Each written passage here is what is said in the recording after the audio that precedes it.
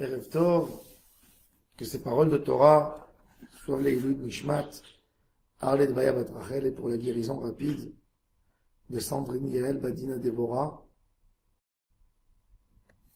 Vayetze Yaakov mi Be'er Shava, Vayelech Harana. Yitzhak Avinu habite à Be'er Sheva.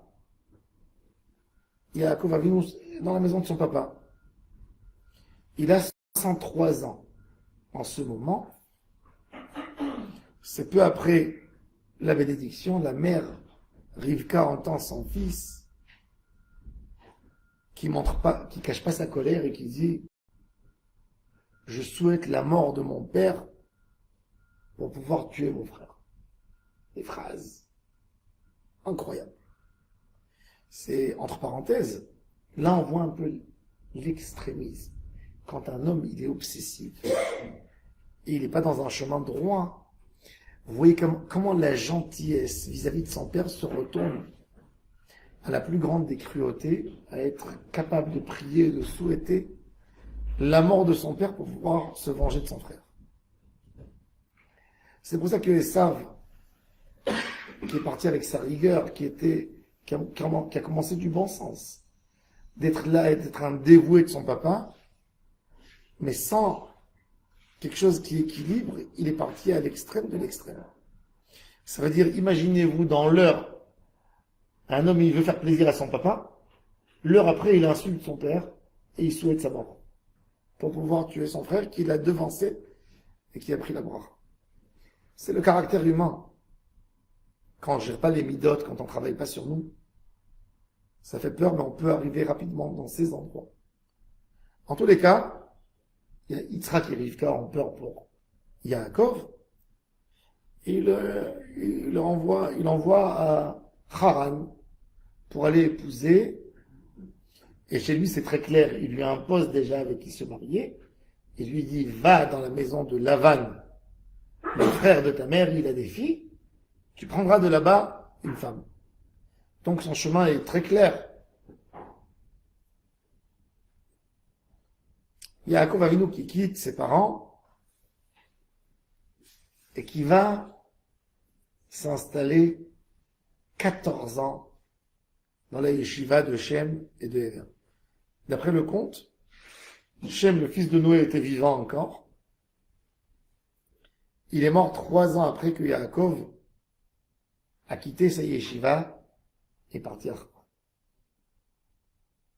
Yaakov Avinu a 63 ans. Dans ses 63 ans, il a assez étudié la Torah, je suppose. Et avec son papa. Pourquoi Yaakov, à cet âge, 63 ans, c'est quand même âgé, c'est presque la moitié de sa vie. Pourquoi il s'est pas contenté de l'étude de la Torah avec son papa? Et il avait besoin d'aller étudier chez Shem et chez Héver. Hein? Oui, mais il avait quand même étudié. La Torah nous témoigne sur lui. Yaakov Ishtam Yoshev Ohalim. C'est quelqu'un qui étudie. Oui, mais pourquoi il avait besoin de la Torah de Shem? Qu'est-ce qui manquait dans la Torah de son papa? Et d'ailleurs, c'est écrit, quand vous voyez Yaakov Ishtam Yoshev Ohalim, il écrit Targumon Kelos, Meshamesh Bet Ulfana. Quelqu'un qui étudie. Il étudie devant avec son père, avec les sages. Pourquoi la Torah de son papa ne suffisait pas? Et là, c'est quelque chose de très intéressant qu'on voit. Il suffit pas d'étudier la Torah en théorie. Le Gaon de Vilna il payait quelqu'un pour venir lui donner des leçons de morale. Le Gaon de Vilna, quand on parle du Gaon de Vilna, on parle, mais on comprend même pas c'est quoi. Je parle même pas du génie Gaon de Vilna. Je parle de la Kedusha, de la pureté d'esprit de cet homme qui donnait corps et âme pour Hachem et que Kippour, il pleurait à chaudes larmes pour 5 minutes Toda. Pour 5 minutes de Torah qu'il a perdu. Cet homme qui versait des larmes demande au Maguide de lui donner des leçons de Moussar. Et il veut le payer. Et le Maguide qui arrive et dit, Rav, qui je suis, moi? Moi, je vais vous faire un reproche. Rien que de vous voir, ça nous donne envie d'aller étudier la Torah. Comment moi, je peux vous faire des leçons de Moussar? Et le grand qui pleure, il dit, si, dis-moi des choses. Je veux que tu me dises. Il pense, il dit, oui, j'ai quelque chose à vous dire, mais j'ai honte de vous dire. Le gars devine qui va, qui met son talit sur sa tête, il baisse sa tête, il s'assoit avec les bras ouverts. Je vous en supplie, dites-moi. Alors il lui dit, Eliyahu, ta Torah est toute belle quand tu es assis avec tes élèves comme un roi. Quand tout le monde met ses oreilles pour écouter ta Torah. Imagine-toi, Eliyahu, que tu aurais été commerçant, vendeur de pommes de terre dans un marché. Et tu as un étalage de pommes de terre. Dans l'étalage de pommes de terre, tu as des pommes de terre avec de la terre, avec des cailloux des fois. Des fois des pommes de terre vertes, c'est pas comestible. Et des fois une pomme de terre pourrite. Et quand tu vois un client qui vient, tu dis, ah, tant mieux qu'il m'a débarrassé de ce... Il a même pris un peu de la terre, il a payé. J'ai envie de te voir une journée entière dans le marché vendre de ton étalage à 300 personnes et d'être le plus honnête avec ces 300. De ne pas rater une personne. Et le gland devina qui baissait sa tête et qui pleurait. Il pleurait, pas parce qu'il pensait qu'il n'aurait pas été honnête. Parce qu'il s'est dit, est-ce que ma Torah que j'ai aujourd'hui, elle aurait été suffisante pour lutter contre une perte d'argent, par exemple? D'avoir l'honnêteté et les valeurs que quand tu ouvres une caisse de marchandises qu'on t'a envoyée et tu vois que la marchandise est abîmée, de ne pas continuer à la vendre aux autres. La Torah de Yitzhak, c'est une Torah merveilleuse de Messirut Nefesh. Mais une Torah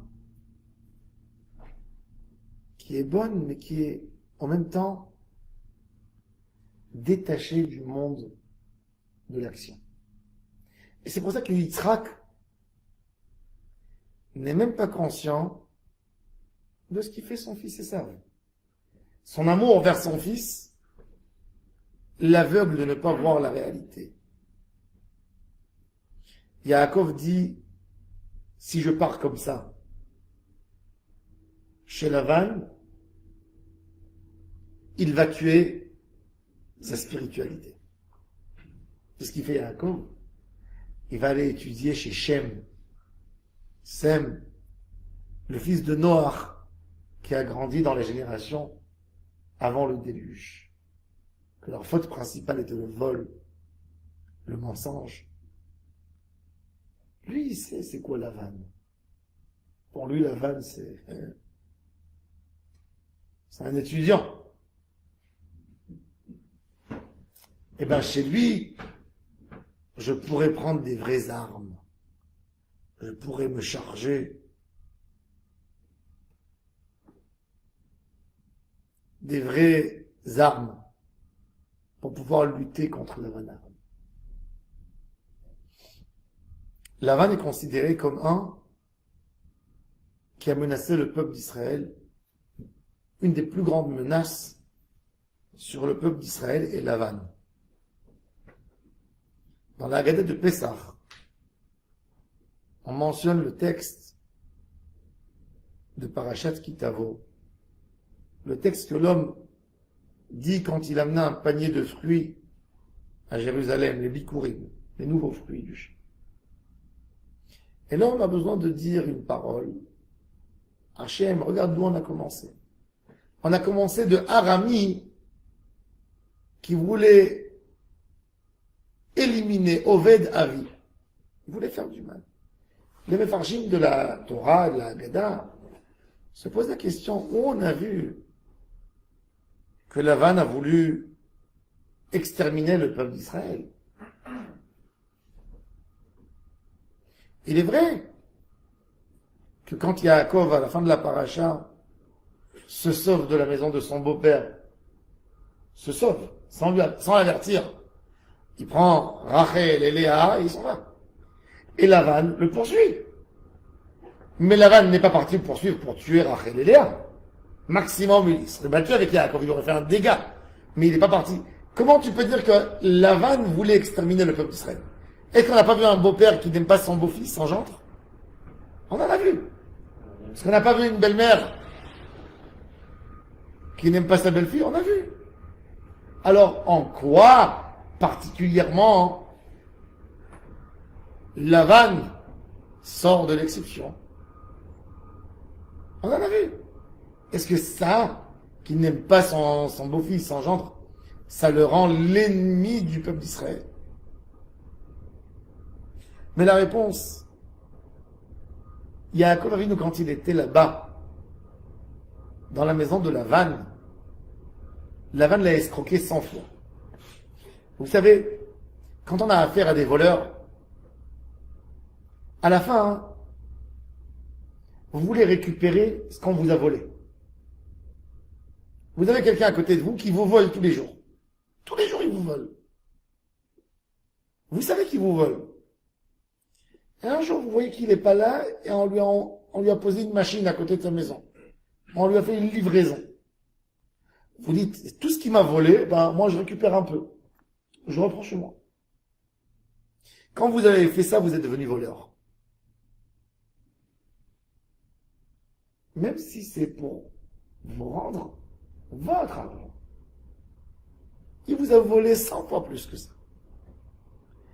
Vous avez goûté le goût du vol. Le goût du manque d'honnêteté. De faire quelque chose qui n'est pas légal. Ce que tu as honte de le faire devant les gens, il est interdit de le faire même en cachette. Et si tu touches ça, même si tu dis « j'ai raison », tu deviens, en fin de compte, voleur. Yaakov Avinu, le vrai danger, ce que Lavan voulait faire, c'est de rendre Yaakov un de chez nous, qui ne se fait pas avoir. C'est-à-dire, Lavan, il aurait été content si Yaakov le volerait. Dire, oh, maintenant, j'ai un gendre dégourdi. C'est pas un idiot. Des fois, vous savez, il y a des enfants, malheureusement, ils rentrent de l'école, ils rentrent à la maison, et la mère, elle voit une bosse. Petit, qu'est-ce qui s'est passé, mon petit? Il dit, dans la cour, il m'a frappé. Et qu'est-ce que tu lui as fait, toi? Ah, moi, j'ai rien fait. La prochaine fois qu'il s'approche, tu le bouscules. Tu te laisses pas faire. Des fois, on pense qu'on fait du bien à nos enfants. Non. Non. Tu lui dis, tu es parti dire au prof pour qu'il te protège. Éloigne-toi des gens qui sont violents. Mais quand tu dis à ton fils, rends, ne te fais pas avoir, tu l'as rendu voyou. À lui aussi, il règle maintenant ces choses par ses mains. Et ça, c'est le vrai danger quand on habite avec des gens qui ne sont pas bien. Parce qu'avec eux, c'est la loi de la jungle. Tu es obligé de te protéger. Tu peux pas toujours intervenir les gens de la loi. Et donc, tu deviens comme eux. Il m'a fait, je fais. Il m'a volé, je vole. Il m'a pris un terrain, je prends moi aussi. Et la vie de l'homme, elle est perturbée. Le Rajbet, il dit, une des choses les plus graves que les Égyptiens nous ont fait en Égypte, c'est qu'ils ont fait de nous des animaux. Mon Rav, je ne peux jamais oublier. Quand il me parlait de la Shoah, il pleurait comme si c'était hier. Et il me dit qu'un des souvenirs les plus horribles, c'est quand ils étaient dans le train. On les a amenés de Hongrie. De Hongrie en Pologne, à Auschwitz. On fait le tri. Et il m'a dit que c'était long, une route qui était très longue. Et quand les wagons s'arrêtaient, ben les nazis prenaient des tuyaux d'eau et ils jetaient comme ça sur les wagons.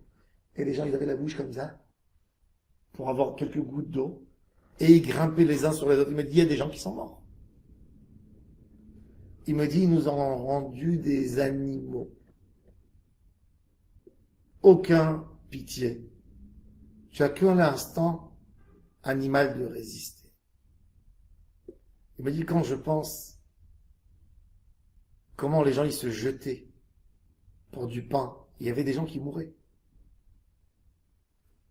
Un homme qui a tué son ami pour recevoir du pain. Tu sais quelle vie il doit vivre? Il me disait, tu sais, je pourrais peut-être un jour pardonner. Quand je vois, il me dit, les discours, la sincérité, les amants qui demandent pardon. Je lui dis, bon, c'est des autres. Il m'a dit, mais je pourrais jamais pardonner qu'on nous a rendus des animaux. Ça, je pourrais jamais pardonner. Qu'on a fait de nous des gens qui sont prêts de mourir pour une peau de pomme de terre. Tu agis autrement.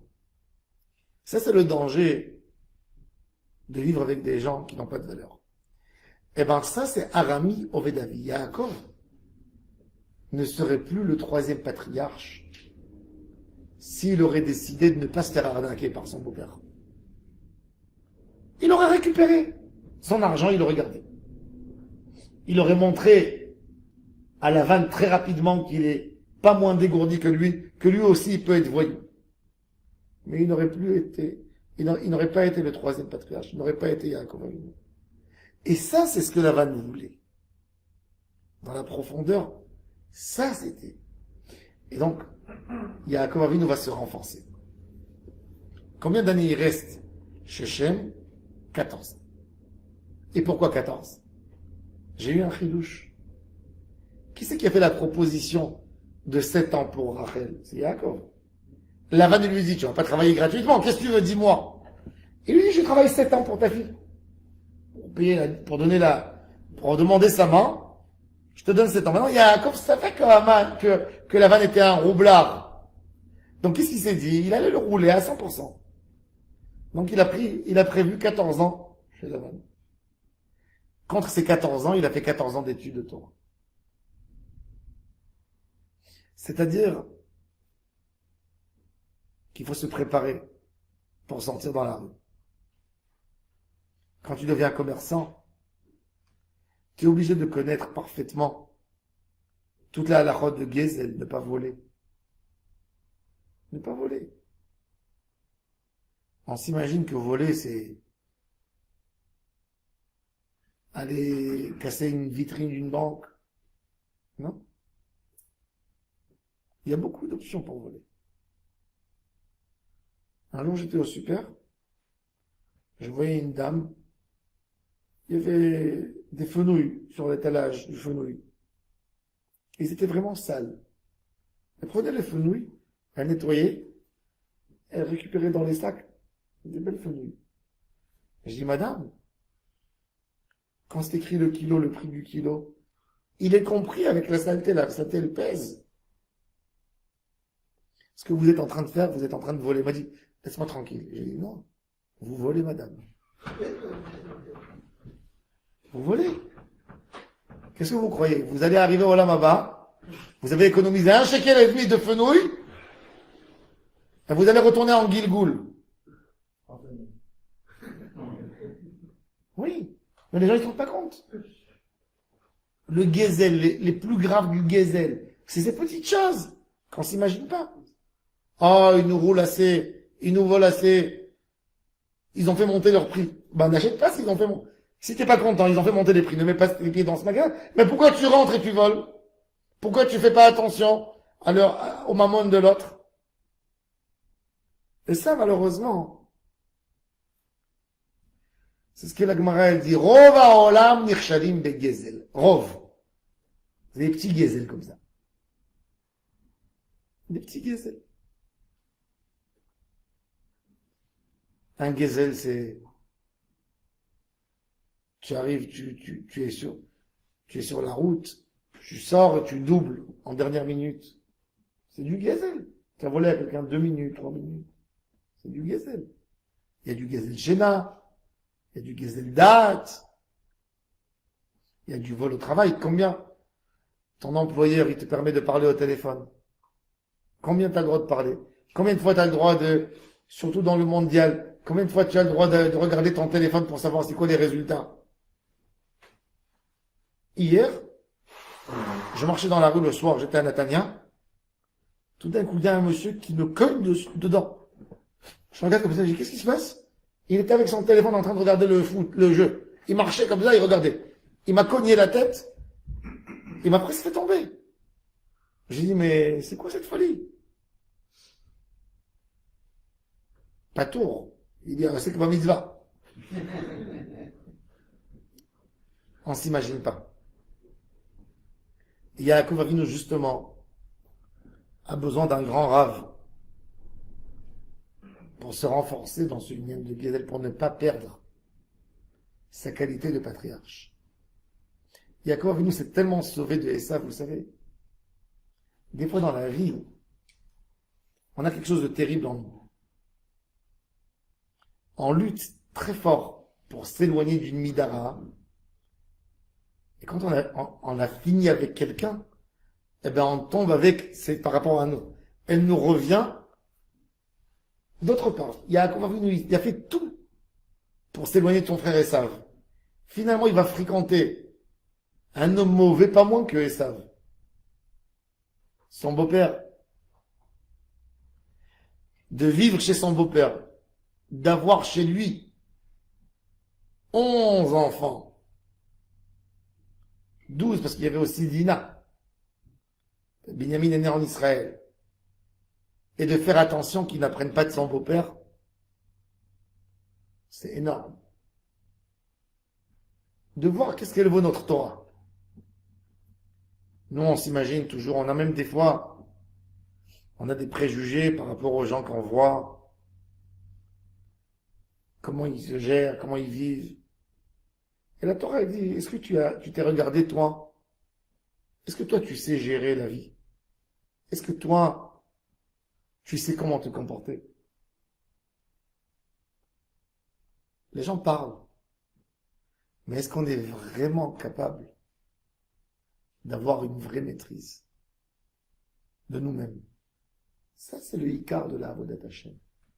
Le Ikar Haïkarim, c'est d'être capable d'agir dans le monde de l'action, dans des endroits où on va, où tout est obscur autour de nous, de ne pas tomber.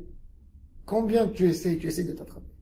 Yaakov Avinu 22 ans chez son beau-père. Quand son beau-père lui a couru derrière, Yaakov lui a dit, tu peux fouiller mes valises, tu trouveras même pas une aiguille qui est à toi. Yaakov ne savait pas que Rachel, elle a volé toutes les amulettes de son père, les statues, les petits. Mais Lavan a cherché dans tout. Vous savez, aujourd'hui, quand un homme il va à l'hôtel, 10 jours, il retourne à la maison, il trouve des serviettes de l'hôtel, il y a des gens qui ne volent pas, mais ça se colle dans leur valise. Je ne sais pas comment, ça se colle. Les Israéliens, dans les années 90, 2000, c'était la mode que quand ils vont à Istanbul, pour dire qu'ils étaient à Istanbul, de revenir avec un robinet de l'hôtel. Alors il y avait des pubs, en sortant, ne volez pas, ne faites pas. Les gens, quand ils allaient à la plage, ils prenaient une serviette, Hilton, tu vois. Genre, j'étais là-bas.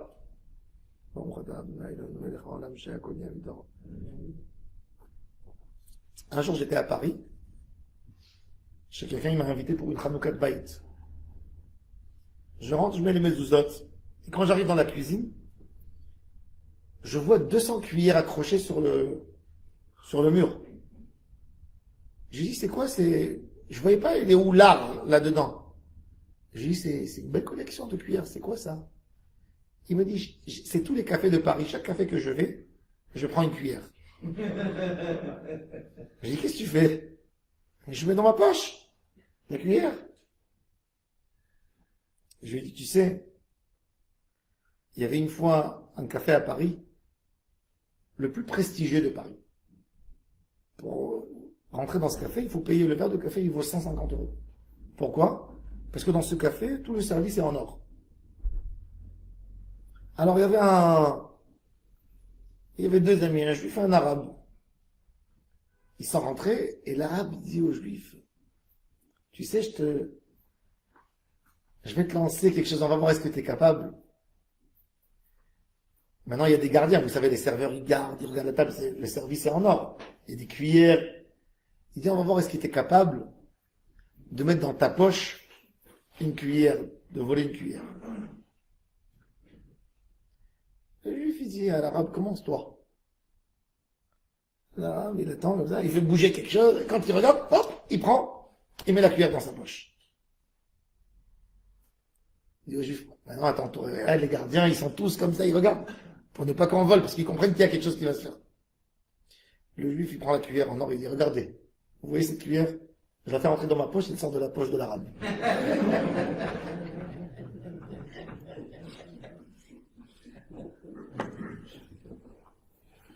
Il faut faire attention du gazelle. Il faut savoir qu'il y a beaucoup de Nisayan.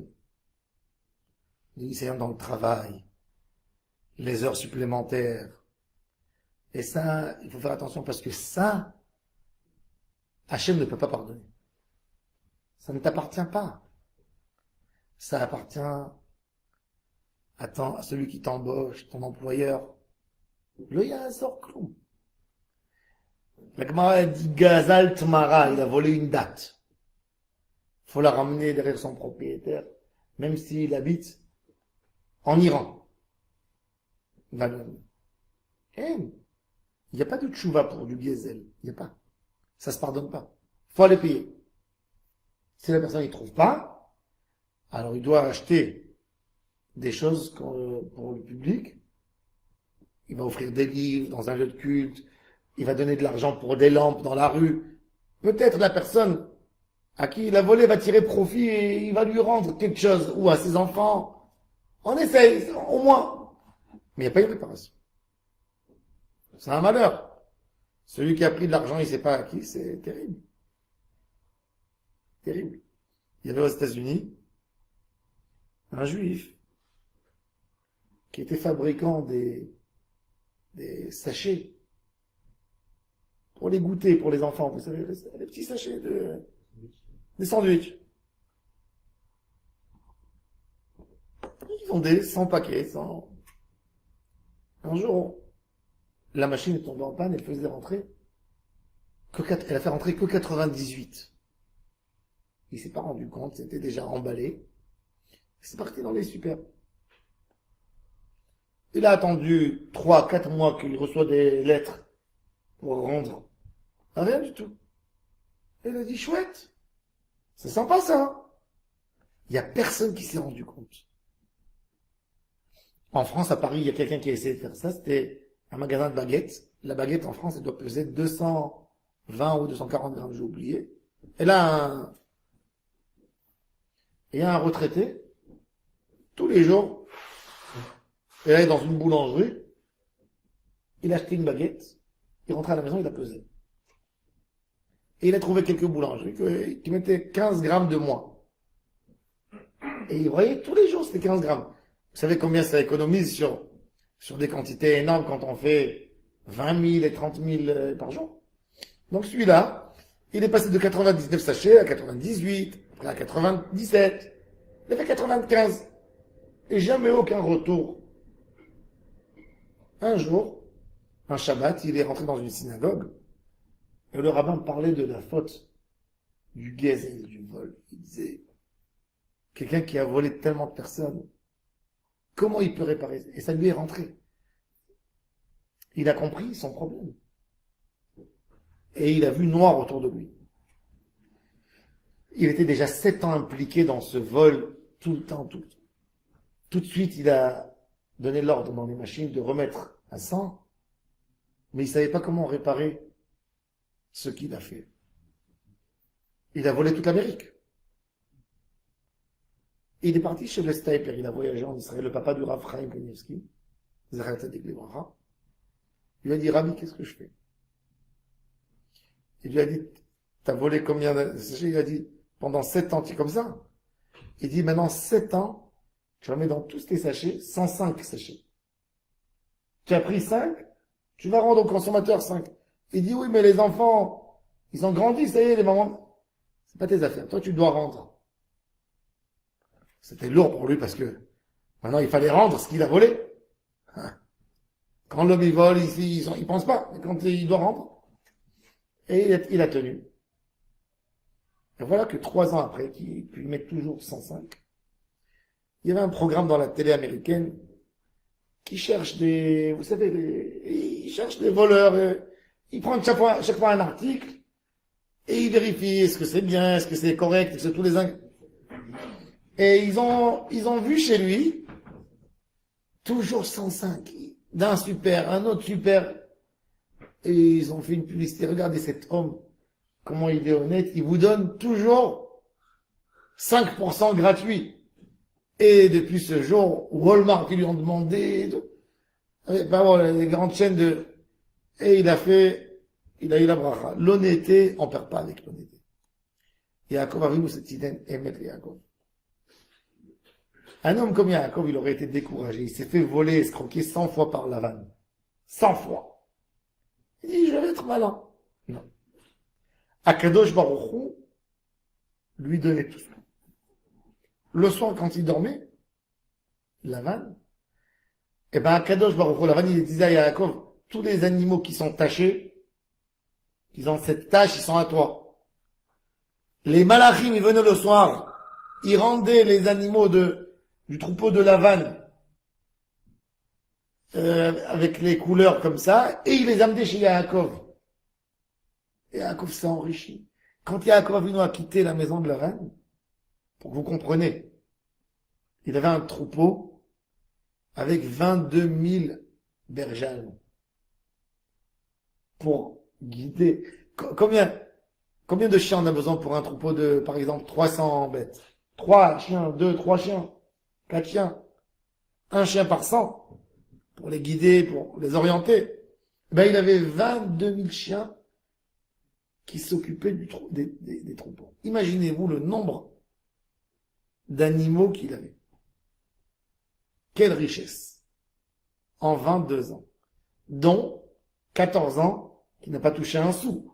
C'était que pour demander la main de ses femmes, puisqu'il lui a donné, il lui a menti, il lui a donné Léa au lieu de Rachel, après il lui a donné Rachel pour encore 7 ans. Rien que 6 ans, il a travaillé et il a touché. Et avec 6 ans, quel bracha énorme. Un homme qui va dans l'honnêteté, il peut perdre à court terme. À long terme, il sera toujours gagnant. Toujours. Un homme honnête, toujours. À long terme, il est gagnant. Un homme qui n'est pas honnête, à court terme, il est gagnant. À long terme, il sera plus pauvre que ce qu'il était avant qu'il a volé. Ça n'existe pas. Shlomo HaMelech, il a dit, un homme qui s'est enrichi, pas avec justice, à la moitié de sa vie, il quittera. Qu'est-ce que ça veut dire? Ou son argent le quittera, ou lui quittera son argent. Un des deux. Qui décide. Il n'y a pas.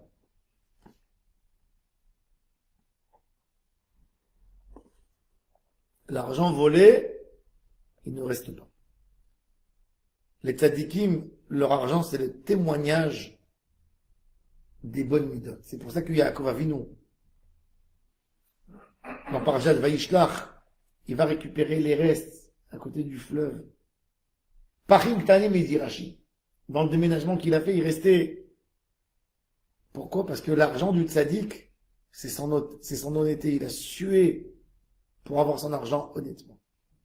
Il n'a pas pris, il n'a pas volé, il n'a pas roulé. Son argent, c'est honnête, c'est propre. Il y a quand même un second problème. il vivait dans une maison de Kedusha. Il vivait dans l'étude de la Torah. Et tout d'un coup, il doit descendre au niveau du commerce, de la vie, de la terre, du travail. C'est très difficile pour un étudiant. C'est presque un étudiant éternel celui-là. À 83 ans, il a épousé sa femme. Bon, il est arrivé dans la maison de Lavan à 77 ans. 63 ans, il a eu la bracha, 14 ans chez Shem Ve'ever. Il a étudié la Torah jusqu'à 77 ans. À 77 ans, c'est l'âge où on cherche une maison de retraite. Il va et il commence à travailler, ce monsieur. C'est difficile de devenir riche à 77 ans. D'ouvrir une affaire en retraite et de réussir. Hein? Et lui, comme avec nous maintenant, il va aller à cet âge. Maintenant, il a étudié la Torah toute sa vie. Maintenant, il va abandonner la Torah. C'est très dur pour lui. Ça lui faisait mal. Et c'est pour ça qu'il est parti prier dans l'endroit où son père était prêt de se sacrifier. Pour dire à Hachem, papa était prêt de brûler son corps pour toi. Le corps, c'est du matériel. Mais est-ce que tu es prêt que je brûle ma spiritualité pour toi? Hein? C'est fou. Il y a de sacrifier son corps. Bon, ok. Il y a des gens qui sont prêts de mourir à Kiddush Hashem. Mais de sacrifier ta spiritualité. De donner ton olam haba pour faire du bien à quelqu'un. Ça, plus évident. Le Baal Shem Tov, il était prêt de donner son olam haba pour faire un sourire à un juif. Le Baal Shem Tov, quand il a prévu son voyage en Israël, il y avait un couple en Allemagne qui n'avait pas d'enfant de 10 ans. Il était marié, il n'avait pas d'enfant. Et le mari, il a dit à sa femme, chérie, je t'aime, mais je veux un Kaddish. On n'a pas eu d'enfant. Hachem ne nous donne pas à nous deux. Peut-être toi, tu iras te marier. Tu auras un enfant avec un autre marié. Moi, j'aurai un enfant avec une autre femme. Je ne peux pas vivre toute ma vie sans avoir des enfants. Et la femme lui a dit, comme on s'aime tellement, je suis pas prête de recevoir le divorce avant d'aller chez le tzaddik de la génération de demander une bracha, le Baal Shem Tov. Ils habitaient en Allemagne. Il fallait voyager en Ukraine. Mais j'y bouge. Ils habitaient à Francfort. Le mari, il a dit à sa femme, ça va me prendre 1 mois et demi de voyage pour arriver en Ukraine à l'époque avec des carrosses. Je vais le faire pour toi parce que je t'aime. Pour te montrer que j'y tiens à toi. Et je fais pas ça parce que, mais je crois pas qu'il pourra nous guérir, mais. Et le cocher, il prend quelqu'un, c'est des hommes riches, ils ont de l'argent, ils prennent le cocher, jour et nuit, ils voyagent. Quand ils arrivent à Mejibouj, ils disent, c'est où la maison du Baal Shem Tov?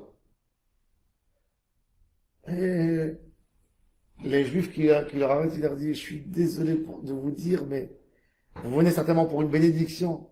Le Baal Shem Tov a quitté la ville il y a 2 jours pour Israël. Et la femme qui entend ça, elle s'évanouit.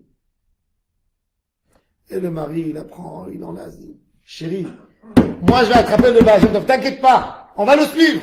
Et chaque ville où ils arrivent, hier il est parti. Et il court, c'est vers la fin de l'hiver, il le suit, ils arrivent jusqu'à Odessa. Odessa, on leur dit, le Baal Shem Tov a pris le bateau il y a 2 jours via Istanbul. et d'Istanbul, il va prendre un autre bateau pour Jaffa. Sa femme, elle est désespérée, il dit à sa femme, on y va! Allez, prenez un bateau pour Istanbul. Le Baal Shem Tov, quand il est arrivé à Istanbul, ils lui ont volé son argent. Il n'avait plus rien dans le bateau. Ils les ont jetés. Il est parti chercher, c'était la veille de Pessah, 3 jours avant Pessah, chercher une auberge. Et il a trouvé un endroit qu'on lui a dit à sa fille, si tu fais du nettoyage, vous pouvez dormir ici. La veille de Pessah, le Baal Shem Tov lui fait sa prière, et sa fille lui dit, papa, on n'a ni chametz et ni matzah. Ni du chametz pour manger, et même, ni matzah, ni vin. Il dit, ma fille, Hachem qui nous a jamais quittés, ne va jamais nous quitter. Laisse-moi prier. Fais ce que tu as à faire. La fille du Baal Shem Tov était une grande tzadékette, Adèle. Adèle, le Baal Shem Tov lui a donné ce nom. C'est l'acronyme Ejdat Lamon, la Torah. Adèle prend le kittel de son papa, l'habit blanc, qu'on met le lait de la sédère, la tunique blanche. Elle descend dans le Bosphore. Il lui restait un morceau de savon, elle lave pour que son papa ait un habit propre pour la fête. Elle voit des gens qui s'arrêtent et ils lui parlent en yiddish. Ils ont vu une femme qui était habillée comme les femmes juives de l'Europe de l'Est, qui a entendu parler sur le Baal Shem Tov. Elle pleure, elle dit, c'est mon papa, on est là. Il dit, pourquoi tu pleures? Elle dit, parce qu'on n'a même pas de quoi acheter une bouteille de vin et 3 galettes pour le seder. Et le couple descend on va prendre une chambre ici, tout est pour nous. Vous voyez, le cocher amène de la viande, des matzot, tout ce qu'il faut. Ils arrangent avec elle. Ils ont pris une chambre spéciale pour faire un repas. Ils ont allumé les bougies, table dressée, les serveurs. Et le Baal Shem Tov dans cette filote. Sa fille lui amène la tunique, il part, il est dans ça. Et il a fini la fila de Harvit, de Pessah, l'aile Pessah. Joyeux, il sait même pas. Il y a des matzot, Besimcha, Emouna, Bachem. Sourire. Et il rentre, et il voit la table. Une table magnifique. Il regarde comme ça. Il regarde sa fille, il fait un sourire, il regarde les gens.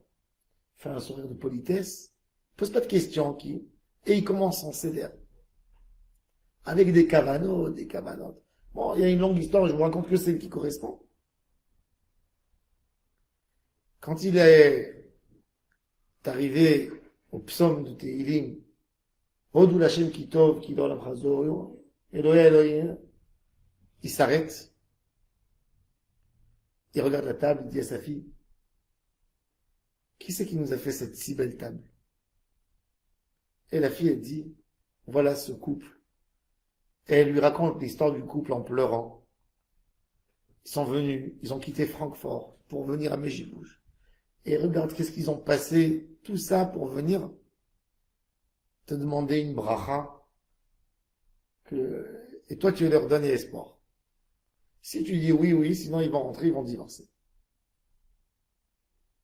Le machin qui regarde la femme, il dit, ma fille, Pessah prochain, tu as un enfant dans ta main pendant le Seder. Sur moi.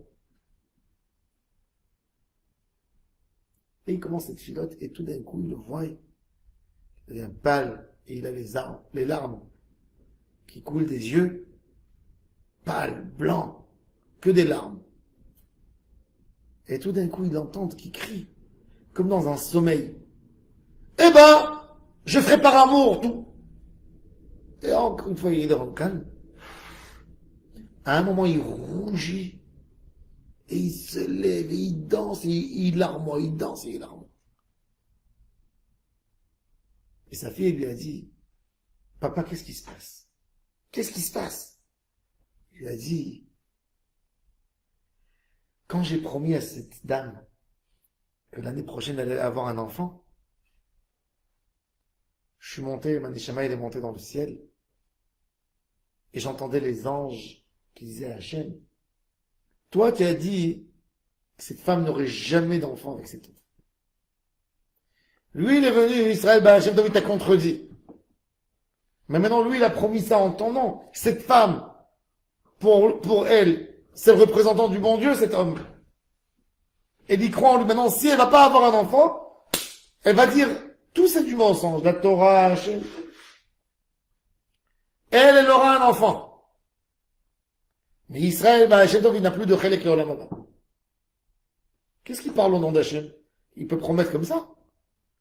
En lo Chelek Leolam Haba.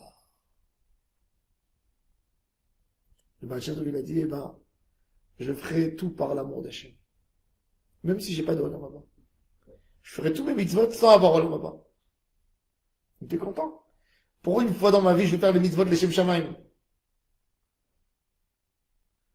Après 1 heure qu'il a dit ça, dans le ciel, ils ont dit, il était prêt de faire toute sa vie l'Eshem Shamaim pour Hachem, maintenant son Olam Haba il est multiplié.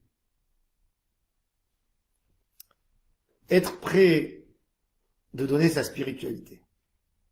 Pour Yaakov Avinu d'aller, de rester 20 ans chez Lavan, sans pouvoir étudier la Torah, d'avoir l'honnêteté de garder les animaux, les moutons, pour ne pas avoir des dégâts. Il dit à Lavan, la nuit je dors pas pour garder ton troupeau. Alors Yaakov Avinu, il s'est posé la question, qu'est-ce qui va devenir de ma spiritualité? Alors Akadosh Baruch Hu lui a montré un rêve magnifique. Une échelle posée dans le sol, fixée, et la tête de l'échelle, elle est au ciel. Tout dépend où est ta tête, pas où sont tes pieds. N'importe quel travail, vous savez, c'est l'homme qui fait un titre de son travail, et c'est pas le travail qui fait de l'homme un homme. Il y a des gens qui adorent frimer. Comme il dit mon fils, il me dit chez les jeunes, le kiff de tous les jeunes, où tu es à l'armée? Je suis Shmoné Matayim. Il m'a dit, mais il t'a pas dit qu'est-ce qu'il fait à Shmoné Matayim, s'il nettoie les toilettes, ou si il fait un verre de thé, ou si... Shmoné Matayim. C'est pas le travail qui fait l'homme. C'est l'homme qui fait de son travail un poste. Il y a des gens qui avaient des magasins, des choses simples, ou qui sont devenus milliardaires parce qu'ils étaient sérieux dans ce qu'ils ont fait.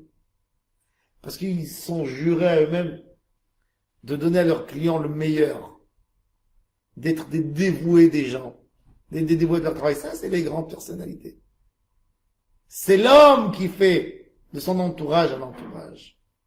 Il y a des gens qui aiment habiter dans des beaux quartiers. Pourquoi? Parce que si je dis que j'habite là-bas, les gens ils me regardent autrement. Cet homme, il restera un zéro toute sa vie. Tu ne deviendras jamais important parce que tu habites dans un beau quartier. Mais si tu travailles ta personnalité, c'est un homme de confiance, un homme de valeur. C'est toi qui donnes l'importance à l'endroit où tu habites. C'est l'homme qui fait de son endroit un endroit, et c'est pas l'endroit qui fait de l'homme un homme. Et Akadosh Baruch Hu a dit à Yaakov Avinu, où tu iras, et tu resteras honnête, ben, il y aura de toi une échelle qui monte en haut jusqu'au ciel. Et les anges sont les actions qui sont faites par les mitzvot de l'homme. Un homme peut faire tout, faire n'importe quel métier dans sa vie, il peut être Kodesh Kodeshim. On avait dans le Talmud, Rabbi Yitzhak Nafra, Rabbi Yitzhak le forgeron, Rabbi Yochanan à Sandlar, le cordonnier, Rabbi Yoshua qui vendait le charbon, Chacun avait un métier. Il y avait des maçons, des tisseurs. Hillel Azaken était un maçon. Vous savez c'est qui Hillel Azaken? Hillel Azaken. Le Rav de Yonatan Ben Uzziah, il avait 80 élèves. Son plus petit élève, c'est Rabbi Yochanan Ben Zakkai. Chacun avait un métier. L'idée, c'est de mettre la Kedusha, de garder la tête au ciel. Tu peux toucher à tout, le matérialisme. Si ta tête elle est au ciel, c'est bon. Dans la Tfila, il est écrit baisse tes yeux quand tu parles avec Hachem, mets ton cœur en haut. Sans Hachem. Inspire des grandeurs. Cherche à atteindre les plus hauts niveaux de Kedusha, les plus hauts niveaux de compréhension dans la Torah, le plus haut niveau humain qu'un être humain peut arriver par rapport aux valeurs. Rêve de ça. Rêve de devenir un grand homme, un homme de valeur, un homme qui aime tout le monde, un homme qui a aucune rancune, aucune haine contre personne dans l'humanité. Être un homme de valeur, être un homme qui se lève et qui est passionné par l'amour d'Hachem, qui voit Hachem à travers les fleurs, à travers la nature, à travers tout. Ça, c'est Rocho Megia Shamaim. Akadosh Baruch Hu a dit à Yaakov qu'en fait, ce qui allait faire de lui Yaakov, c'est les 20 ans chez Lavan. Ce qui n'a pas été chez son papa, eh ben, il va devenir, s'il va affronter la vie, et il va s'en sortir grand, c'est ce qui va faire de lui Yaakov. Le fameux Yaakov, patriarche de Ham Israël, il est devenu chez Lavan. Dans la maison de Lavan, on a été formé, on a été fait les 11 tribus. Avec Dinat, ça fait 12. C'est pour ça qu'on a Israël qu'il faut qu'il sorte chez Lavan. Exactement. Il est chez Lavan et c'est là-bas où ça devient le Ham Israël. Le Ham Israël, chez Lavan, c'est le secret de l'existence, de l'exil. Yaakov Avinu a eu tous ses enfants, sauf Binyamin, en dehors d'Israël. Le peuple d'Israël, il n'a pas besoin, et c'est justement, c'est ce que je vous ai dit, que l'homme fait de son travail un travail. L'homme fait de l'endroit un endroit, et pas l'endroit fait de l'homme l'homme. Am Israël est né pratiquement tout le monde en dehors d'Israël, sauf Binyamin, avec une grande tragédie. Sa maman qui meurt dans sa naissance. Et il faut réussir cela. Yaakov Avinu, qui était l'enfant pas estimé par son père, et qui devient en fin de compte le modèle du Ham Israël. Le patriarche le plus influent par rapport à la Torah, par rapport au peuple Israël. Je ne parle pas d'Abraham, qui est l'homme le plus influent du monde, premier monothéiste dans le monde. Je parle de l'influence par rapport à l'intérieur du Ham Israël, c'est Yaakov Avinu. On a le plus de détails sur sa vie dans la Torah. Chaque étape. L'histoire de Yaakov, il n'y a pas de grandeur. Si vous regardez l'histoire de Yaakov, on a son frère Esav qui le déteste dès qu'il est jeune, le travail dur, les événements durs avec la mort de sa femme, avec Yosef, descendre en Égypte. Il n'y a pas de merveilles comme Akedat Yitzhak, des épreuves. Il n'y a pas. On ne nous raconte pas des épreuves. Quand Kadosh Baruch Hu a voulu tester Yaakov. Yaakov Avinu vit la vie la plus dure de tous. Et il reste un homme. Et il reste équilibré. Ça, c'est le modèle qu'on a besoin de prendre, nous. Qui de nous est capable de faire une Akedat Yitzhak, d'aller sacrifier son fils? Ce sont des choses énormes. Qui de nous est capable de quitter le pays, son pays, sa terre natale, sans savoir où partir? On a fait la Aliyah, mais on n'a pas fait aux conditions d'Abraham Avinu. Quand je vois les gens qui se plaignent de leur Aliyah. Mais c'est quoi la Aliyah d'Abraham Avinu? Là, on est gâtés. On vient en avion. 4 heures d'avion, déjà, on ne peut plus supporter. On nous a rien arrêté 6 heures à la douane, on est, tu sais ce qu'il m'en va. Abraham Avinu, 1 an et demi dans la route, sans savoir où il va aller. sans savoir. On n'est pas capable de faire. On va pas se mentir, on n'est pas capable. La vie de Yaakov Avinu, c'est le banal. Le banal de tous les jours. Les difficultés, les problèmes, famille, collègues, travail, frères. Et rester avec une émouna, avoir tant de difficultés, et rester. Ça, c'est Yaakov Avinu. T'as pas besoin d'être héros pour devenir un bon juif. Chacun, Kadosh Baruch Hu lui a approprié un Yetzer Hara à sa mesure. Il est cousu à notre mesure, le Yetzer Hara. On n'a pas un Yetzer Hara plus grand et pas plus petit. Il nous convient parfaitement. Et l'idée, c'est de le gagner. Ce débat de Yaakov avec l'ange. Et Yaakov a gagné. C'est là où il a eu son titre. Yisraël, Sar.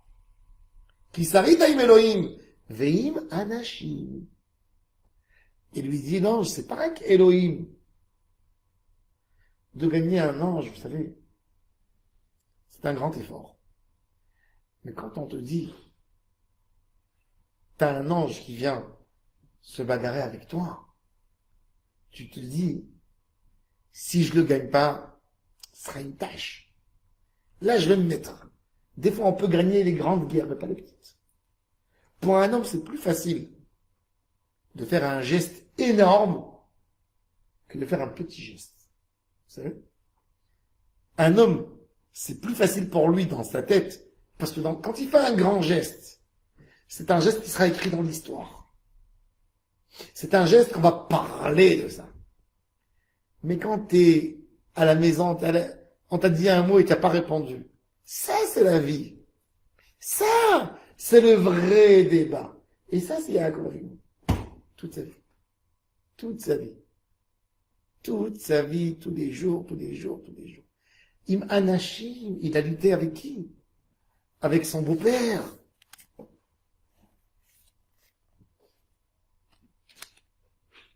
Ki saritaim Elohim veim anashim batuchal. Toute la avodat Hashem de Yaakov Avinu, c'est pas Elohim. C'est le anashim.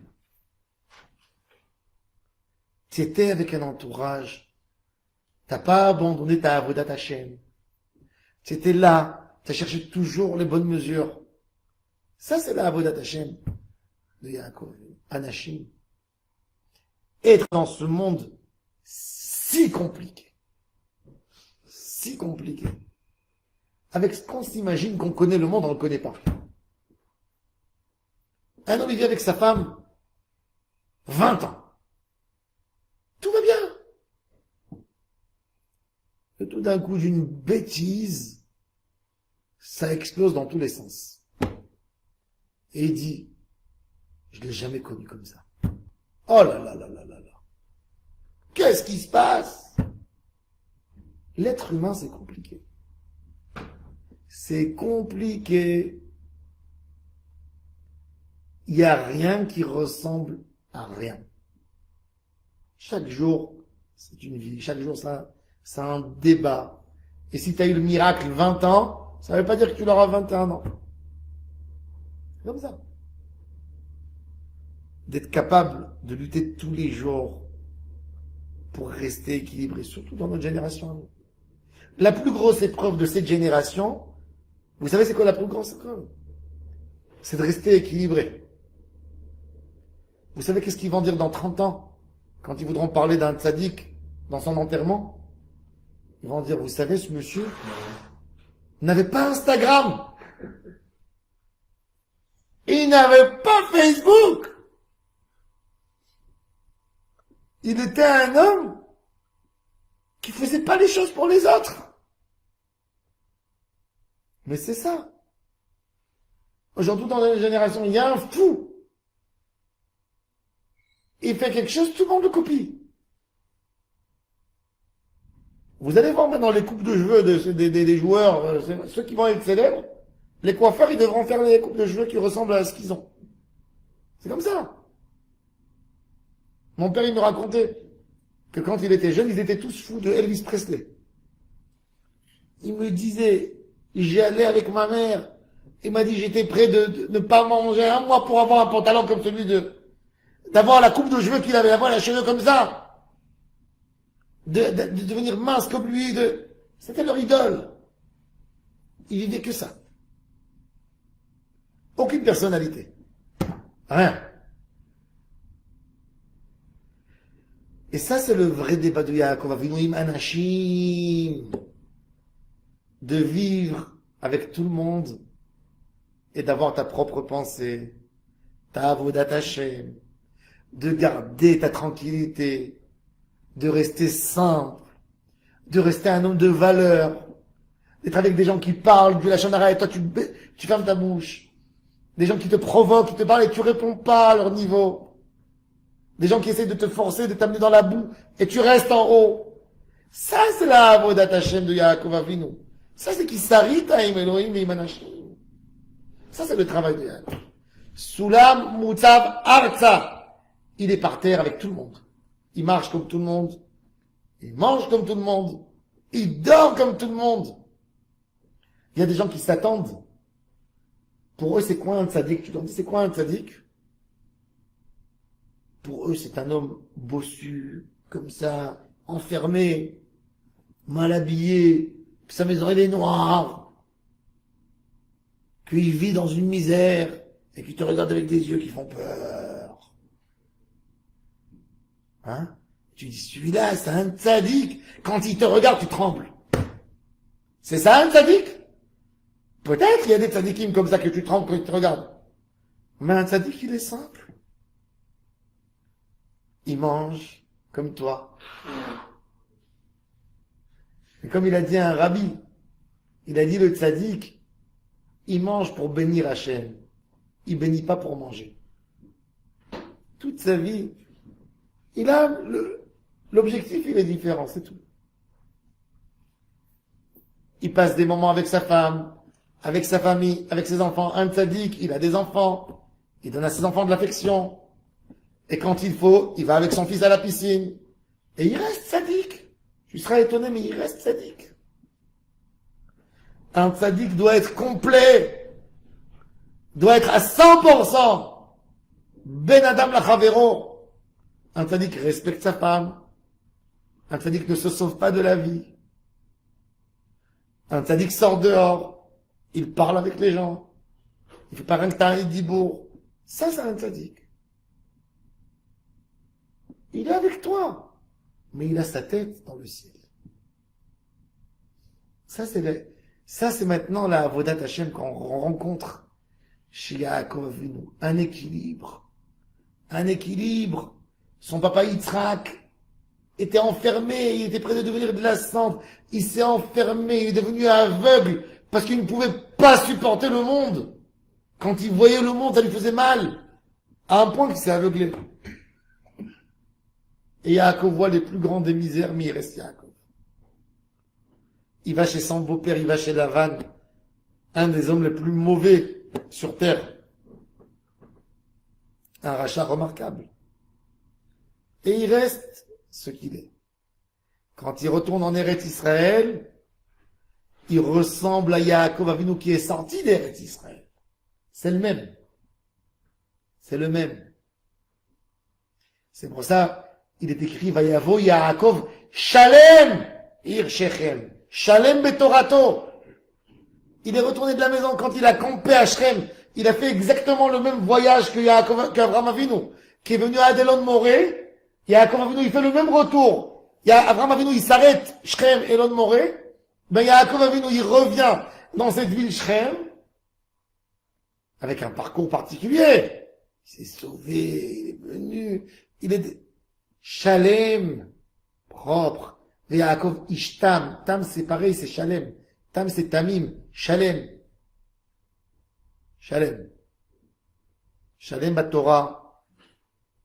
Shalem Yir'a. Shalem Ahava. Ça, c'est la avodat Hashem de l'homme. C'est travail-là. De rester simple. Et ça vient avec la halakha. De ne pas transgresser une virgule de Shulchan Aruch. de ne pas se permettre une chose qui n'est pas autorisée.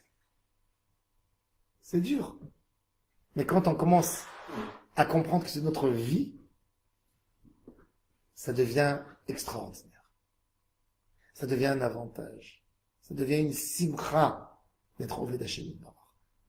Hachem Izaki va nous d'aller dans ce chemin de Yaakov. Yaakov Ishtam, d'être des Sulam Mutzav Arza, de savoir vivre et savoir rester attaché aux vraies et aux bonnes valeurs. Baruch Adonai Le'olam. Amen.